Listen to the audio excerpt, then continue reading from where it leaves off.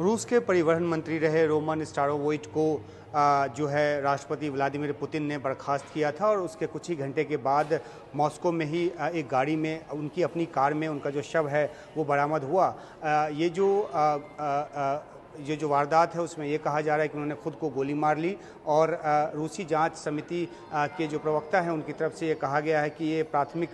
नज़रिए से, प्राथमिक दृष्टिकोण से आत्महत्या का ही मामला लगता है, लेकिन जांच जो है वो की जा रही है। जांच एजेंसियां जो है इस काम में जुटी हुई हैं। जहां तक बर्खास्तगी की उनकी बात है तो 5-6 जुलाई को जो है यूक्रेनी ड्रोन हमलों की वजह से सैकड़ों की तादाद में उड़ानों को रद्द करना पड़ा था और करीब 2000 के आसपास जो उड़ानें हैं वो देर हुई थी और इसके लिए रूस के परिवहन मंत्री को जिम्मेदार माना गया था और स्टारोवोइट को इस वजह से ही 7 जुलाई को बर्खास्त कर दिया गया। 6 जुलाई को जो है वो उस्तलुंगा बंदरगाह पर एक टैंकर में विस्फोट भी हुआ था जिसमें कि अमोनिया का रिसाव हुआ था और ये भी जो है वो उनके अधीन आने वाला मंत्रालय है और इसी वजह से उन पर अयोग्यता का आरोप जो है वो लगा था। परिवहन मंत्री बनने से पहले वो कुर्स्क क्षेत्र के गवर्नर के रूप में कार्यरत थे और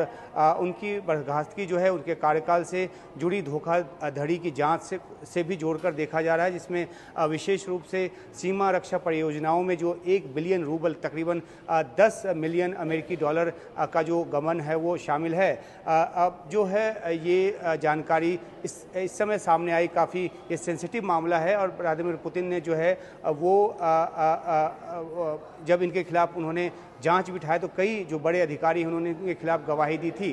तो एक तो भ्रष्टाचार का मामला, दूसरी तरफ से अपनी जिम्मेदारी को ठीक ढंग से न निभाने का जो आरोप है वो उन पर लगा था और इसलिए उनको बर्खास्त किया गया। जो कुछ रूसी मीडिया जो हैं और वहाँ के जो ट्विटर हैंडल्स हैं वो बताते हैं कि स्टारोवोइट को आत्महत्या जो है उन्होंने आत्महत्या इसलिए की क्योंकि आपराधिक आरोपों में उनको इस बात का डर था कि उनके खिलाफ मुकदमा चलेगा, उनको जेल जाना पड़ेगा।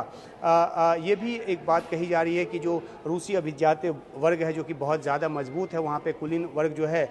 वो मनः स्थिति उनकी जो है वो इस बात को दर्शाता है क्योंकि बहुत ज़्यादा दबाव में वो हैं और ख़ासतौर पे यूक्रेन रूस युद्ध जिस तरह से चल रहा है और इकोनॉमी रूस की जो है वो काफ़ी एक डवाडोल हालत में बताई जाती है और ऐसे में इस तरह से अपनी जिम्मेदारियों को ठीक ढंग से ना निभा पाना उनके खिलाफ गया और इसलिए उन्होंने आत्महत्या कर ली। तो कुल मिलाकर एक बहुत ही संवेदनशील मामला, क्योंकि कई इस तरह की जो वारदात पहले हुई है उसमें यूक्रेन का हाथ निकलकर सामने आया है, लेकिन ये सीधे तौर पे आत्महत्या का जो मामला है वो बताया जा रहा है और जांच एजेंसियां इस बारे में आगे की तहकीकात कर रही है।